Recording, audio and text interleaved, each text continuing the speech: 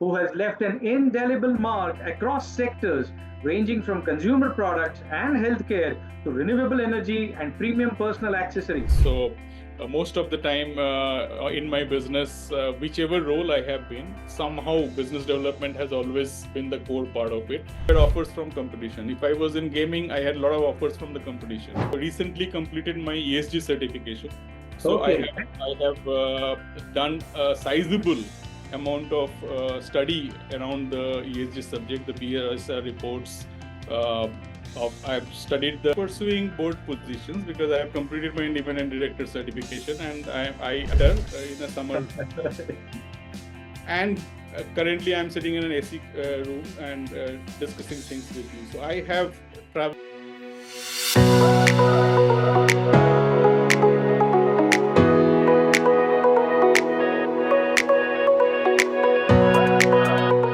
Hello, everyone, and welcome to FaceTime with Leaders, a podcast series by Directors Institute, World Council of Directors.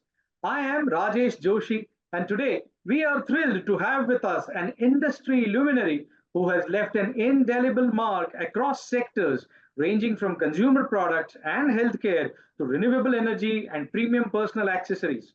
With over 3 decades of international experience in markets such as India, the UK, Kenya, and Bangladesh, Mr. Jayanta Mukhopadhyay has been a driving force behind strategic business initiatives and operational excellence across multiple industries. Thank you for joining us today, Mr. Mukhopadhyay, and welcome to FaceTime with Leaders. Your presence is much appreciated. Thank you. I'm privileged too. I'm very happy that you are there today, and it will be a nice journey that we'll try to take it forward. Absolutely, sir. The pleasure is all ours. With such an impressive career across different sectors, there must be so many fascinating experiences to share. Let's start by looking back at some of the most defining moments that shaped your journey, sir. Well, first and foremost, I am basically have been a business development person. So most of the time in my business, whichever role I have been, somehow business development has always been the core part of it. And Okay. so it is like, any business is for development only. So, you are part of the business, then you have to develop it at whichever level you are. Absolutely. In fact, I had a lot of motivation to have a career in business developments, and that's the reason after my graduation in physics, I took up a course which was helping me to understand the economics behind business Mhm. as a preference over Master of Business Administration, which most people do. I Right. did Master of Business Economics, a unique course in India at that stage. I did it in 1991. At Okay. that stage, I don't think India had. In fact, it was at that stage, it was only India and Canada who used to have. Delhi University had one course and Canada. So these Mhm. are two options people had on business economics. So I did that course because, to understand not only how to sell a product, but understand the economics behind it. And it's a unique course, and it is still a very, very popular course, but it's a niche. Right. So, Right. from there, after that, I had a campus placement, and I started my career, and it was marketing executive slot that I was given initially.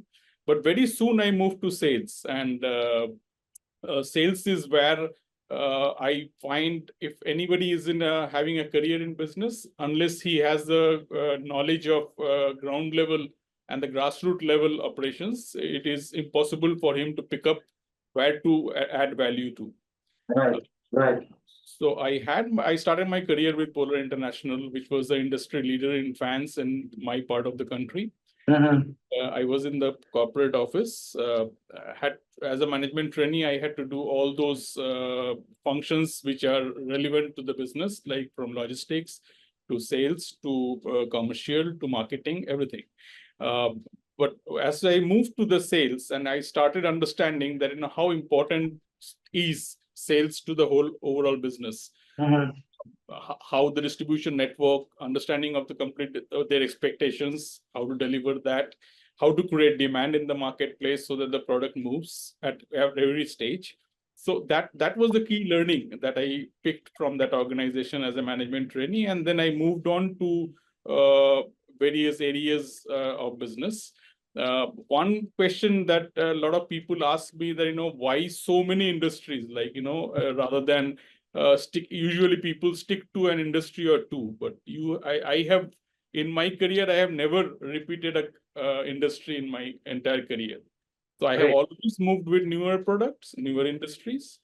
And one of the reasons for which I felt is that because, as I started my career in sales, and obviously sales is full of competition, and how you remove competition from your forte, and how you win over them all the time. So at every stage you try to score over your competitor. So when you are trying to speak to your customer, you are always trying to tell them how they're not as good as you are.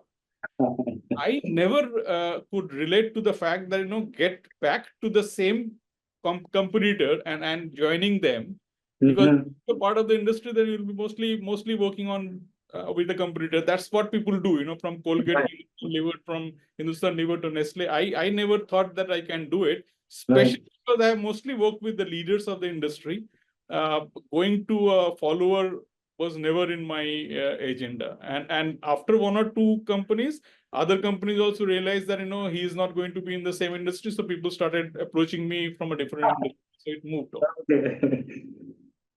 So that's precisely what I was talking about. So in my career, I have never repeated an industry. So I started with consumer durables, moved on to premium personal accessories, quasi FMCG, healthcare products. From there, I moved on to gaming internationally, and I launched products internationally also in the gaming sector in Cambodia as well as Kenya.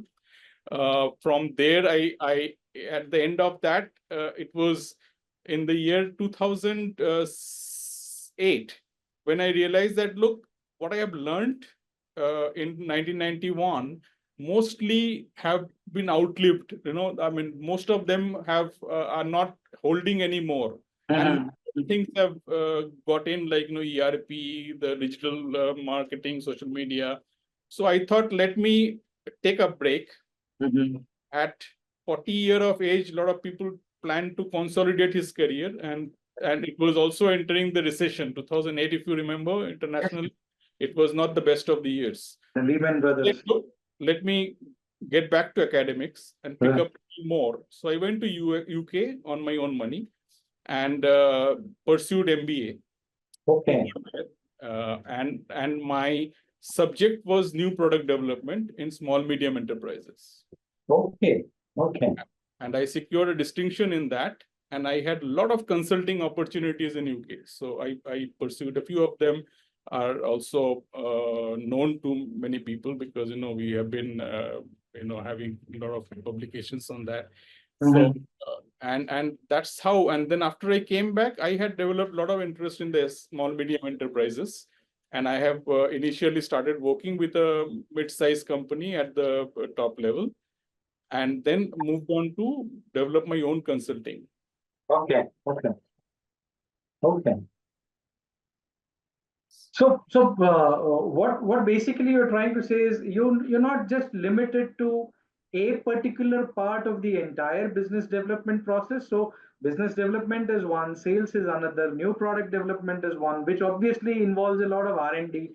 Then there is also that geographical expanse that you have been working with. I mean, there are many countries that you have worked with. There must be obviously cross functional areas that you have worked with. So many demographics. How has that experience been? Well, see, since I have worked in sales and I have started my career in East, and then I've gone to national roles, I have gone to small places.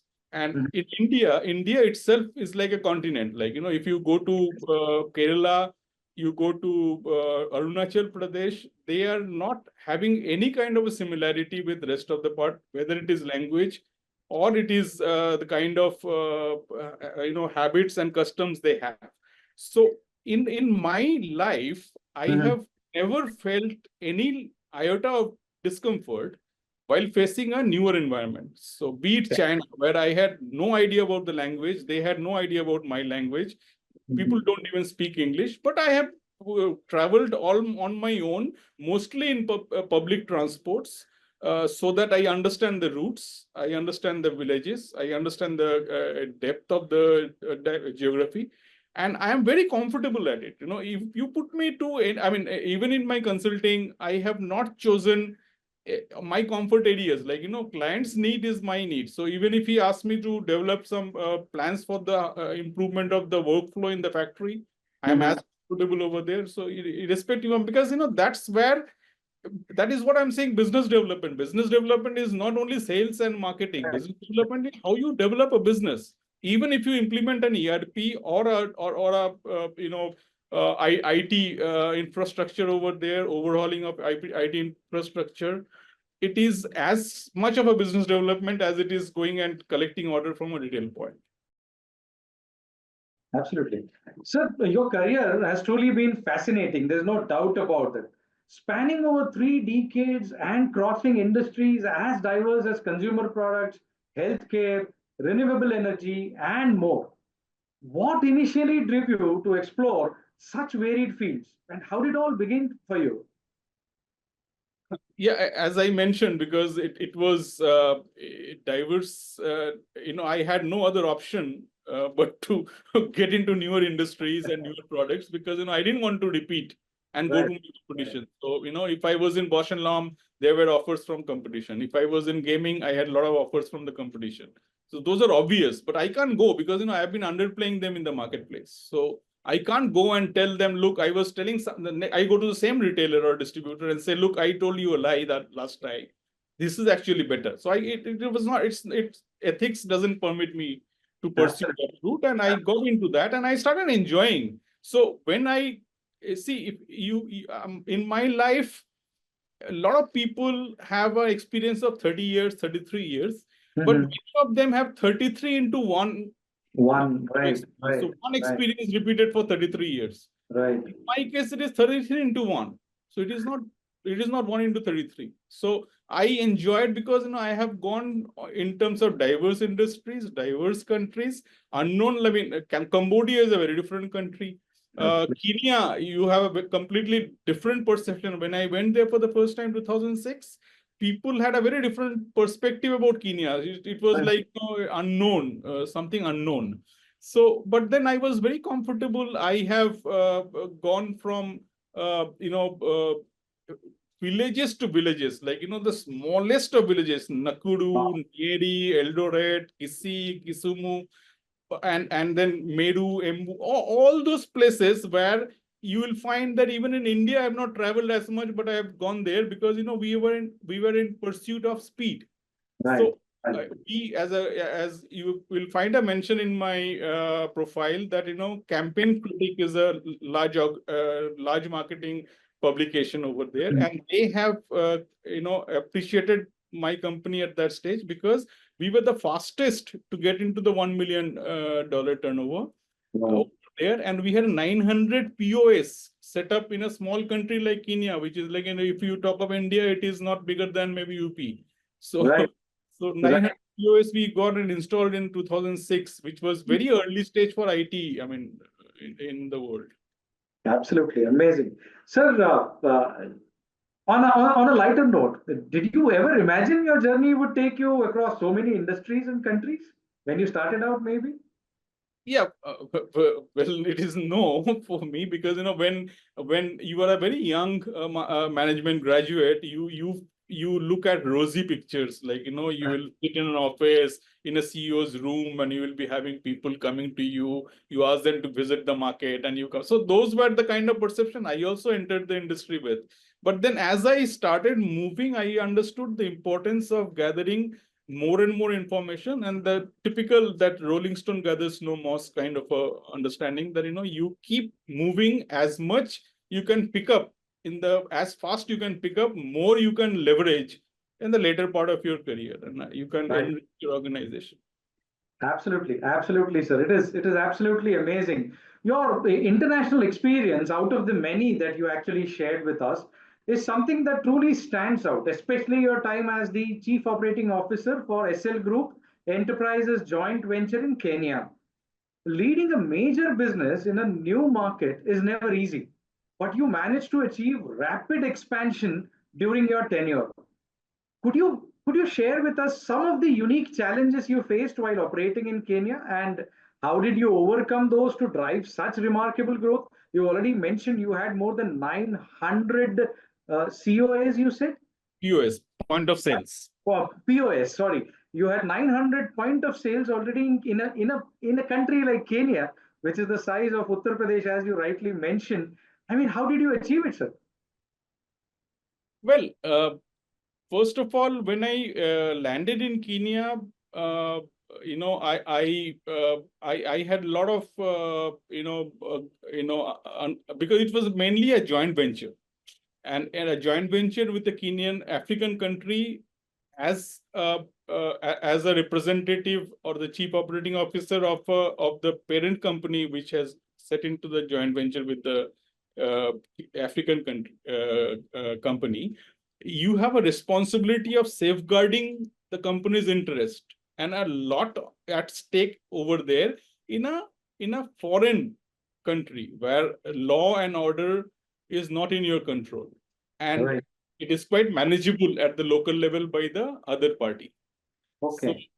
So there was always a kind of it. I will not say it is a threat, but it was always a very vulnerable situation. And then we were a gaming company, so we had a lot to do with money over there. Like, there was a lot of money on the prize money, etc. Right. If there was any kind of a manipulation over there and the public money goes to wrong hand, there is a very different kind of a challenge in a foreign country where you have very little control over the environment. Right. Right. All those things which I was discussing were in the front of business development, where I'm talking about the expansion, the turnover, the number of POS, the travels. Those are something which, as I mentioned, it is just turning a page and doing the same thing which I've been doing earlier. So it's nothing very new to me. Around difficult roads in Kenya. Kenyan roads were not as good as Indian road at that time also. I had a sleep disc while traveling, because distances were large, and traveling by car, I had a sleep disc over there, so I had to come back and then take some rest and go back. But those challenges of managing environment in a foreign country, where your strategic partner had a lot of strength with the government, because that's the nature of business. You need to have control over the government also, to have a good relationship with the government to manage a lot of things. Right. So, in that kind of situation, the company had entrusted me with a lot of responsibilities, and managing those responsibilities, I think it was more challenging to me than developing the business on the sales front. Right. Right. I can understand. And more importantly, the business of gaming in those days was very, very complicated. Why I'm saying, because the chief operating officer was not only responsible for sales and business, sales and finance and legal part. A huge challenge was on the supply chain, because you need to send consumables, and you cannot have a downtime for a connected POS, which is connected through the satellite. Right. If it is down for a second, you lose a lot of revenues. Just like your ATM, if it is inactive, people don't get money, but it doesn't affect the turnover so much. But in our case, the turnover would be down if it is down for a minute also. And in a foreign country, managing that technology front was also being reported to the chief operating officer. Supply chain, technology, the IT section, and other parts of the business. So it was very complicated in a way. So just having 900 POS was not enough. That's the reason I mentioned about the fastest to have 1 million turnover. Right. I mean, I clearly understand what basically, please correct me if I'm wrong, what you're basically trying to say is that one is the outreach to the consumer and creating touch points so that these people can interact with whatever business idea you have. That's point number one. But at the same time, managing the technical aspects of it and liaising with the government to ensure that nothing goes wrong from the administration part also. That must have been a humongous task. I mean, it must have kept you on toes all days and nights, if I'm I not had no family over there, so all the time. possible task, sir. Yes. That's fascinating. And to complicate, like if you think today with Uh-huh. the level of communication that we have today, in terms of the channels of communication are so well developed. The Right. ICT industry has gone a moment kind of change. The kind of change that has happened in the last 10-15 years. In that period, it was not as developed. So sharing reports, keeping the parent company informed about the developments. Email was available, but Right. rest of the things were not as it was not. There was no FaceTime. There was no WhatsApp to that extent. So it was very reflective. But I'm saying I would like to say more than common sense, it is the entrepreneurship. Yes, So yes. you Absolutely. common sense is not very common, but entrepreneurship is even uncommon, because a Yeah, lot of people absolutely. work in an organization as an employee. They Right. never see themselves as an entrepreneur, because once you start looking as an entrepreneur, a lot of things you will be doing which otherwise you will not be doing. Right, right. Absolutely. That ownership, actually, that ownership brings about It's everything. not KRA driven, it is entrepreneurship driven. Entrepreneurial driven. Absolutely right, sir. So to move on, you've been instrumental in launching 17 new products and developing over 48 brands across various industries. Could you share some of the key strategies that contributed to your success in product and brand development? And how did you manage to achieve this across such diverse sectors? Well, okay. Let me be little. Let me take some liberty with you. I Yes, mean, please. to me, developing a brand is like developing a child of your own. It is like Absolutely. bringing up your child. So if you look at a brand as you look at your child, there will be mistakes. There will be, there will be mistakes at both ends. Mhm. There will be some places you need to pamper the product, and then you have to be very, very careful at the initial stage, because that's the developmental stage. That's when the child picks up signals from the environment, and the sort of experience that is forms the core character of the child. The same thing happens with the product also. So in my life, as I mentioned to you, uh, uh, I have never repeated a product. Right. Same time, till 2012, I have never touched a product which was there before I had launched it. Okay. I have never, only in the first 6 months of my career, I had a established product which were fans.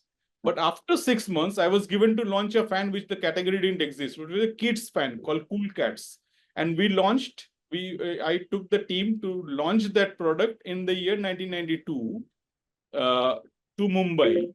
Mhm. A fan. We had a tie-up with Cadbury's Dollops. Can you figure out that name? I don't think a lot of people know. It was an ice cream launched by Cadbury's. Oh, yes, yes. Fan Vaguely in tie-up remember. with Yes. Cadbury's ice cream. Right, right. Fan called Cool Cats. It was targeted at kids. So our strategic tie-up was with Cadbury's Dollops outlets, and it was with NTOs like Shoppers Stop, Akbar Ali's, and all in the Okay. year 1992, where you know NTO concept was not there, non-traditional outlet concept was not there. Fan was only selling from fan outlets, electrical outlets. Right, right. I had that exercise to execute over there, have a direct marketing with the students of college girl students Mhm. as my army over there, going house to house, because they had easier access to households. So Right. go to a child's parent with a leaflet, explain to them, this is the fan. If your child has in its room, you'll be very happy, and it will be very different. So that was the kind of a campaign. So I mean, I'm just distracting a bit because I have always worked with newer products. Coming back, then I had to launch exhaust fan in households, going direct marketing. Right, right. Then I went to Bausch Lomb and I launched. I was the first part of the team to launch Ray-Ban sunglasses in India. Okay. Optical outlets, which were having their own margin setup, they were never used to fixed margin. 20%, that's all. I mean, 20% is no margin in optical industry. Optical industry didn't used to work under 100%. Okay. Advanced payment system, and they had a credit understanding in the market of 3 months. Because a wholesaler from Bombay would come here, he can't come up before 3 months. So he comes and takes order, delivers the thing. After 3 months, he comes and takes the payment. So the payment cycle of 90 days crashed to pay on advance. A fixed investment of 1 lakh rupees at that stage, and a brand which offered only 20% margin. So Ray-Ban was I launched Ray-Ban. After that, it was contact lenses, which was a completely different product, selling through ophthalms, primarily. We made it open. We went to schools and had campaigns in the schools called InfoVision, where the children were given free eye testing. And then they were invited to the outlet, where even we have given a trial of contact lenses over there. So, and then contact lenses at a fixed price of 999 under Students' Ideal. And it used to sell in the marketplace at 3,500, 4,000 rupees at that stage. Wow. It was a privileged people's product, and we brought it to absolutely consumers. So that's the way I have been. I mean, after that also, whichever product I have handled in other companies, it was the first time. Gaming was the first time launch in India. So my life has been like that, and I have always had the privilege of adventure and brand launches. After completing 2006, when I went to UK, as I mentioned to you earlier, my dissertation subject was new product development in small medium enterprises, where I understood how to develop brand, what are the things to do, what are the things not to do, the academics behind new product development. Before that, I was doing just out of experience and practice and trial and error, bosses guidance, peers guidance, industries guidance. But then once I learned that, I have been practicing after that to some extent copybook format. Otherwise, it was free flow. Right. It is definitely impressive how your strategies worked across varied industries. The outreach strategies are the ones that the simple sheer joy on your face itself actually is testimony to the fact that you not just enjoyed doing it, but it was something that you actually thought about. You executed it well, and I'm 100% sure the results are also there for all of us to see. Uh, Sir, so far we have explored your remarkable journey across diverse industries, including your success in product innovation and brand development. Given your leadership experience in sectors like renewable energy and solar products, sustainability is clearly a key part of your expertise. How do you see corporate governance shaping the future of sustainable industries? Well, see, sustainability is a buzzword, everybody is talking about it today. I might talk a bit academic on this because I have recently completed my ESG certification. So Okay. I have done a sizable amount of study around the ESG subject, the BRSR reports. I've studied the reports of the companies, and I will tell you one thing, and you will be very surprised. Even if you look at the best of the company, I'm not going to name it, but you can well understand the largest company in India. You study the report of that company, you will find that it is as if it is since it is mandatory, the organization had to report it that way. And that is where I think sustainability as a subject is. Sustainability is very loosely used in today's life. You have got people saying that bags are made out of sustainable products. What is the credential? I mean, how do you verify that? that you are using it from fresh plastic molecules, or you are using the recycled plastic. Where is the authenticity of it? You are using it just to lure youth of today on the environment friendliness, and you are using just like the way food products are being marketed as health drink, etc., etc., which are having nothing to do with health. These are complete sugar, which are being sold as health drink.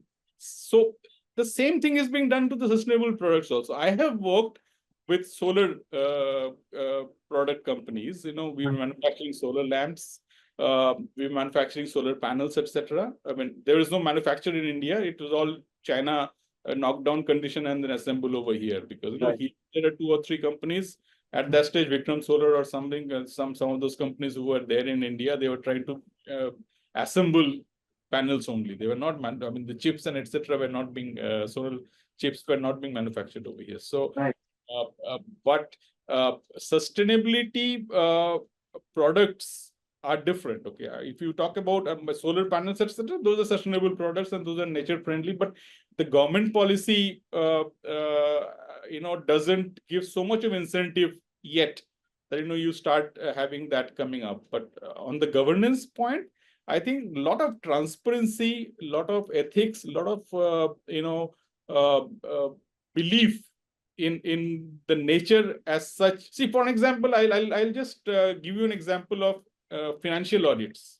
The amount of seriousness a company approaches financial audits, the company doesn't approach the BRSR report with that level of seriousness today. So it might take another 10-15 years and rigorous action from SEBI and other government agencies on the corporate, so that they become serious and take it as seriously as financial audits are being taken.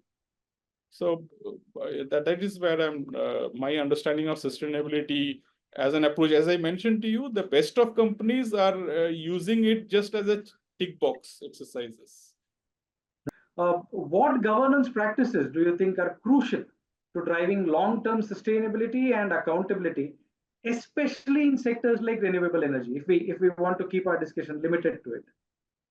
Well, see, renewable energies products are, sustainable products. So, there the whole governance is aspect is on the management of business itself.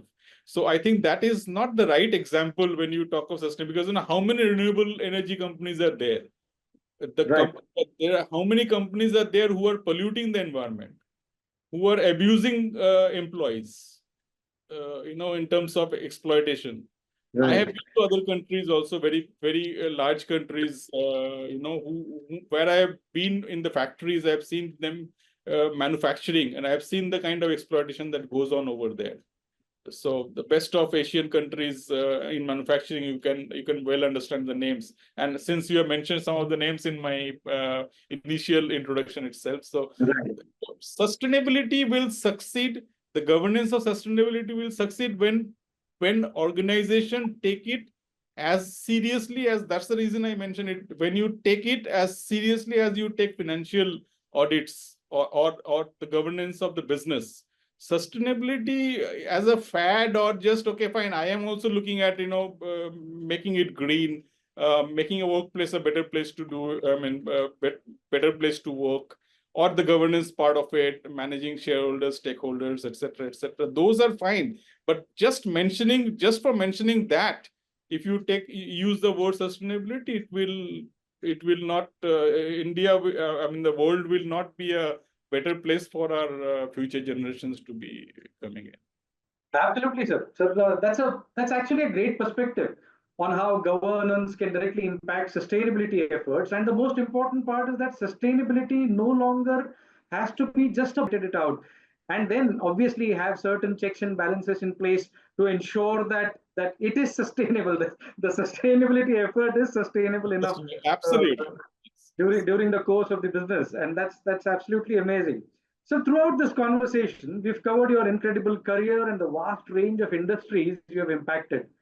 As industries evolve and adapt to new challenges, so do the opportunities for leaders like you.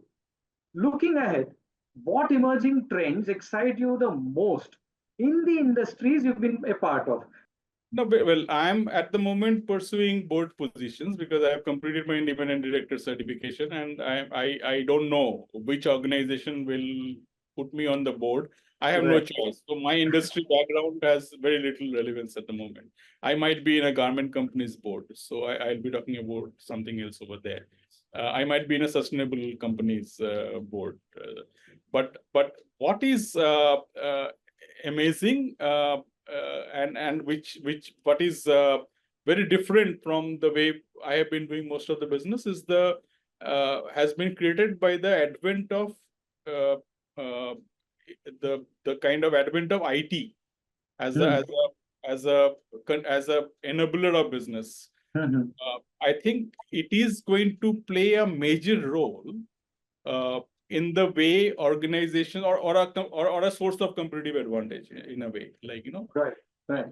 again, as I mentioned, there are few companies which use IT to create a niche. I take an example of Lenskart. Mhm. The way it has used technology over there of say virtual reality or augmented reality kind of use Lenskart has brought in. Now, a lot of companies are using augmented reality or say virtual reality in their processes without realizing why they are doing it. Right. Same kind of use of IT in the supply chain management. Because somebody is doing it, you are also doing it. But why? It is the way organization uses the available technology, the artificial intelligence for that matter. I mean, for that matter, the way organization will use these technologies to their advantage and creating competitive advantage, that will define the way future holds for these companies or the change of leadership that will happen. In my working career, I have seen largest of companies like Xerox, Kodak, and all, getting reduced to nothing. Even some even larger companies. We have seen I have seen transistor to compact. I mean to audio cassettes to CD, and none of them exist today. So things, the way technology, if you can read technology, you can use technology.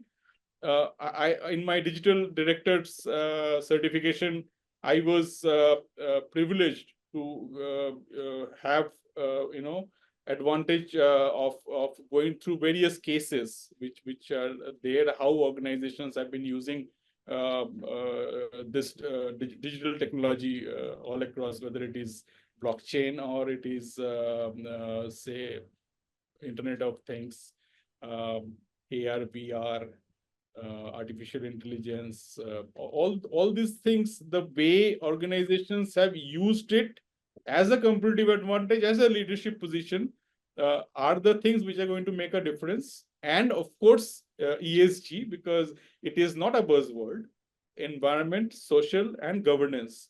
All three, see, the governance has always been a focal point. Right. Business has always been a focal point. But how your activity today, has a bearing on the environment, so that your future generations can actually see why we are progressing. Why are we bringing in technology? Why are we bringing robots replacing human beings? Because we want to have better outputs or better return on the outputs. Right. All looking at future. If you are doing some activities in which your future generations are going to be impacted adversely, then you should think twice before taking up that activity. And if you are doing it after knowing the fact that it is not going to be environmental friendly, and you are still undertaking that and doing a tick box on the BRSR, then you are not an ethical. Then there is no this is no governance at all. Absolutely, absolutely, sir. Everywhere. You're absolutely right in pointing this out on the organizational fronts. And as you're rightly been mentioning, sir, ESG cannot be a buzzword anymore. I mean, the most important part is the environmental impact, the social impact. The social impact of adopting these new technologies. And I'm 100% sure that the directors' jobs who would be there for ensuring that all these the governance, the social aspect and the environmental aspect is kept in check and is being deliberated upon by companies. Your job is going to be tougher, that's for sure, and important too. Not just tough, but important too. So, just along the same lines, as these innovations unfold, how do you envision your role evolving to meet the demands of the future? Well, see, I as an individual have used hand fans to feel better in a summer. And currently, I'm sitting in an AC room and discussing things with you. So I have traveled. In fact, as a student, I used to study in a hostel, and in my hostel, it was a missionary hostel, and we had no fans, and it was in Bihar, which is very very hot. Okay, yeah, I can We had no understand. fans. We had no access to fans, and in those days, now it is there. But so I have seen technology evolving in front of my eyes, and the level of comfort being raised in front of my eyes. So going forward, as you asked me this question, going forward, what I see is that technological innovations or the disruptions has always been there. At every stage of our life, we have seen progress of technology, and it is still progressing. It is very rapidly progressing now. Right. And in my see today, if Axis Bank decides to have allows his customer to have a video banking and open an account. If tomorrow Canara Bank also introduces that, it is that kind of leader follower application of or sort of acceptance of technology, as I'm talking about. Just because somebody has done it, I'm doing it without really knowing why am I doing it. So using technology to your advantage, not to your cost, is what is going to be the differentiator going forward, because technology would be available everywhere. I have in my consulting experience, I have seen an organization spending 3 crore of rupees, a small medium enterprise spending 3 crore of rupees on an ERP, and the MD was accessing a report from his secretary. So without the report giving it. So that is the kind of use of technology that we are talking about. And I've seen this is the small medium enterprises. They are we might expect them to make mistakes, adopt technologies without adequate research and all. But very large organizations also make absolute mockery of technology, and so that's where the differentiator, and it's just an element of cost. It is not an advantage. Absolutely, sir. So it's inspiring to hear how you're looking ahead and embracing the future at the same time. As we wrap up this insightful conversation, it's clear that your journey has been shaped by continuous learning and adapting to industry standards. One key aspect of your growth has been your involvement with Directors Institute. With that in mind, how has your experience with Directors Institute equipped you with the tools to make your strategic boardroom decisions, particularly as ESG continues to evolve across the industries you've worked in? Well, a Director Institute is the only platform which has given me access to, first of all, the awareness of independent directors position.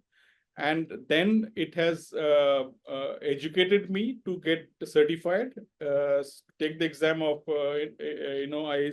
ISCA, and take the exam from the, Ministry of Corporate Affairs, and get a certification. So it has enabled me, it has groomed me up on that. But bigger contribution is to, to make me educated on two, unrelated aspects, which a lot of people don't even think it is essential. But I I intend to use it as my niche is ESG certification and this digital director certification. Because in the boardroom, in a emerging technological and see, differentiator is going to be ESG and technology only, digital platform only. You Right. cannot continue to just read financial reports and see the performance on the balance sheet and track the sales and growth and marketing expenses. You cannot survive on the basis of this knowledge for more than another 5 years.